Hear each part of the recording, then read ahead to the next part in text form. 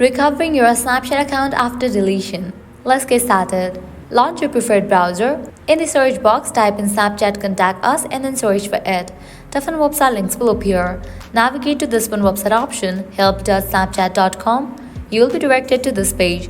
Now scroll down. Navigate to the option of Contact Us. Click on it. You will be directed to this page. Submit a request. What can we help you with? Select the option of I can't access my account. Now go ahead and select the option I think my account was compromised. Now scroll down, you have to fill this. First up, type in your Snapchat username. Type in the email address that is linked with your account. Then type in the phone number that is linked with your account.